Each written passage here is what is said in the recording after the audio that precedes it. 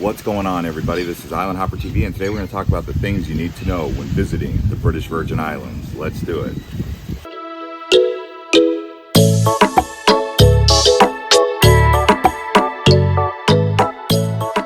First up, let's talk about the island's geography here in BVI. So there's around 60 islands in Cays. Several islands to the north you'll notice, like Necker Island, Mosquito Island, several others. If you go off to the side of Tortola, you'll see Jost Van Dyke, and then there's several islands off to the east. You would say this is around the Atlantic meets the Caribbean. That's what you need to know. Is the Caribbean to the south, the Atlantic's to the north?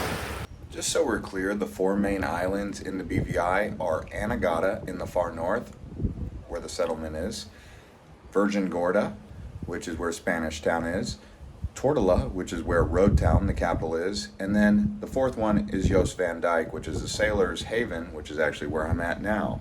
Lots of pirates have been coming here for many years, but nowadays, modern sailors bring their catamarans, their yachts, pull into any one of these harbors, and take the dinghies ashore. And what do they do here? They like to party. So Jost Van Dyke is the party island.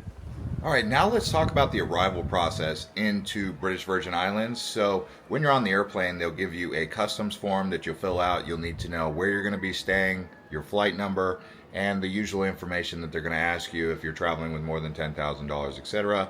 So you'll need to fill that out before you get to the immigration booth.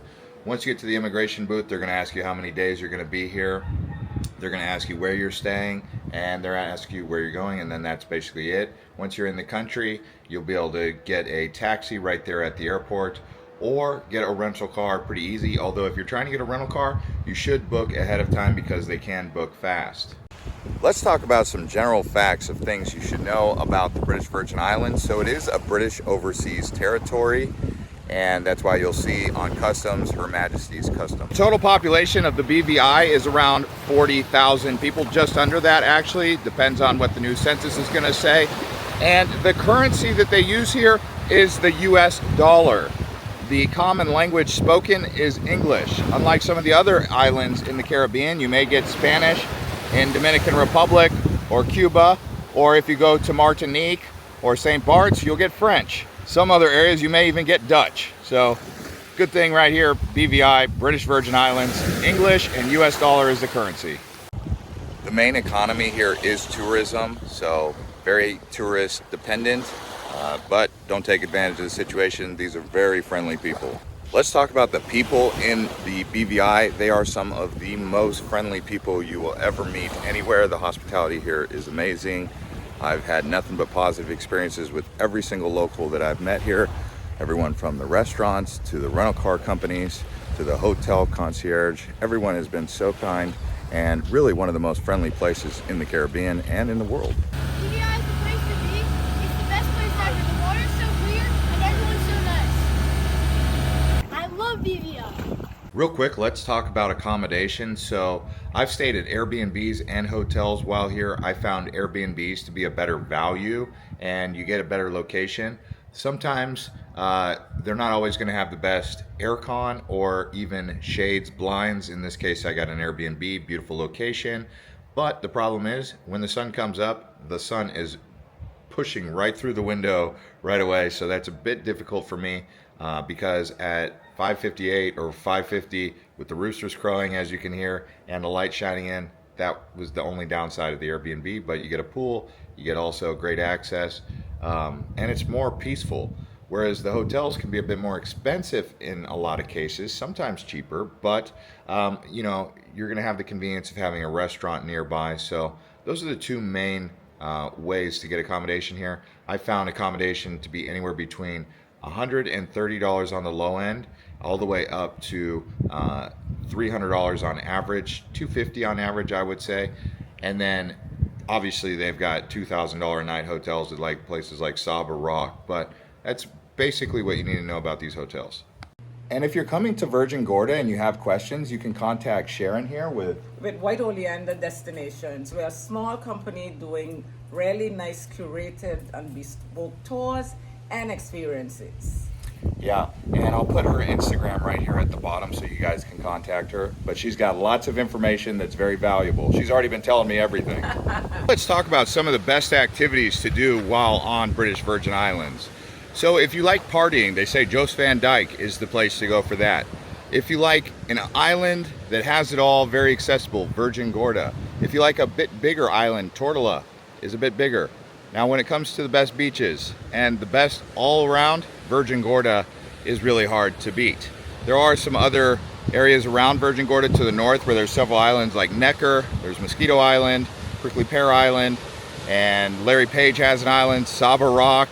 So I would say island hopping, sailing, going to the baths here on Virgin Gorda. Right now I am at the other side of the southern point. This here is Coppermine Point. They also have better beaches here towards the middle part at Savannah Bay. But Tortola, they also have a peak there. They have Gorda Peak on Virgin Gorda. So lots of varieties, things to do, but use those ferries, use those boats, do some sailing, getting around, even going up towards the north to the settlement. That's a beautiful island made of mostly coral reef. I mean, it's basically conch shells and coral. And the elevation over there, I think they said, is 20 meters high at maximum. So it's a big island, only 300 people live there. Lots to do around the British Virgin Islands. Really like nature's hidden secret, right? All right, now let's talk about beaches. So right now I'm on Jost Van Dyke. This here is White Bay. My favorite beach was actually Savannah Bay, or Devil's Bay, which is known as the Baths. That's on Virgin Gorda. As far as Tortola goes, I would say Cays Garden. That's probably my favorite beach on Tortola. Saba Rock doesn't have much beach, but they have nice blue water if that's what you're really looking for. But really, if you want the best beaches, I would say Virgin Gorda. Now let's talk about food. This here is Johnny cake. So it's like a dough, bread, bacon, little egg, local favorite, Johnny cake. So I got some eggs Benedict. Got some ribs here. So she gave me a special tequila. This has a splash of red wine at the top. So this is the national drink. It's painkiller. It's got Pusser's rum and also some mango shavings on the top there. It's the national drink, painkiller. Let's get into the subject of transportation. So as you can see behind me, lots of boats, catamarans, sailboats. This is the most common way people like to island hop around the BVI, over 60 islands and keys like we said earlier.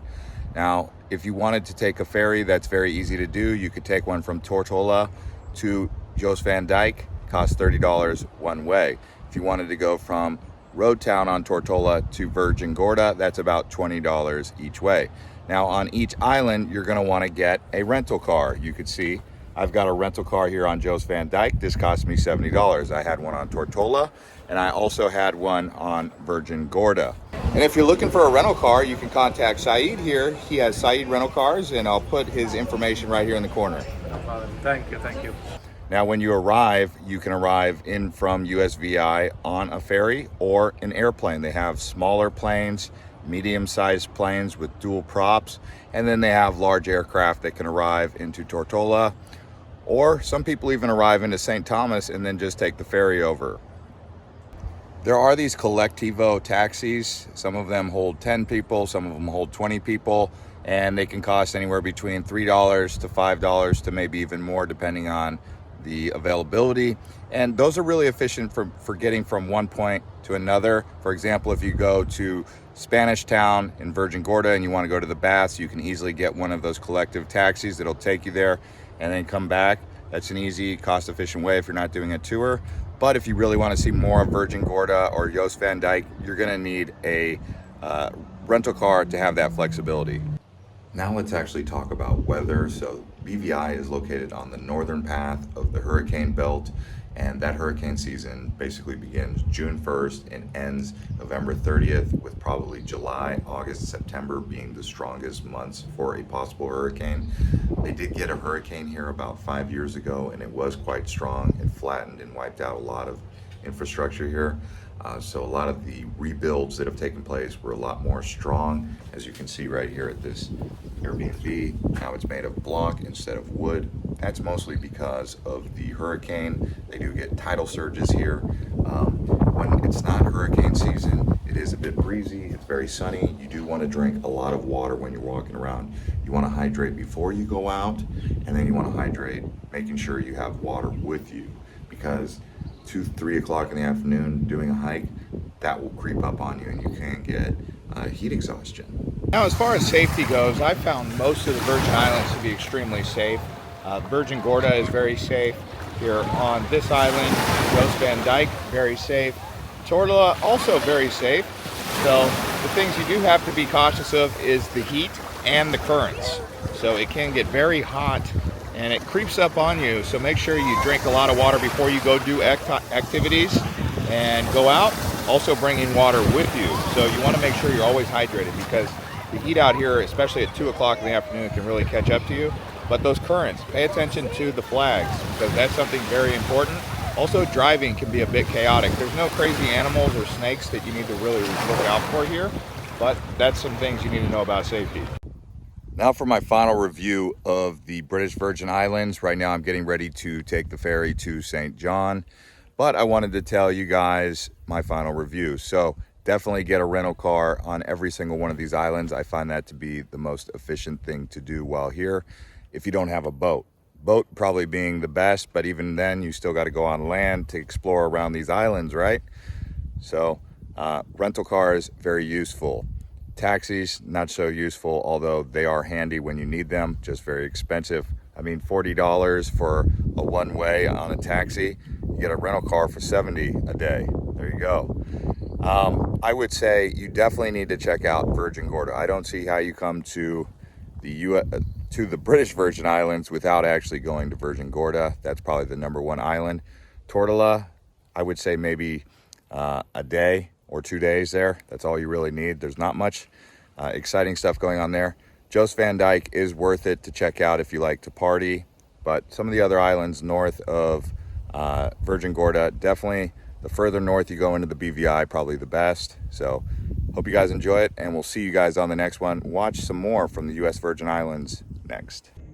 You can watch our Things to Know about the U.S. Virgin Islands next, or our full St. Thomas travel review.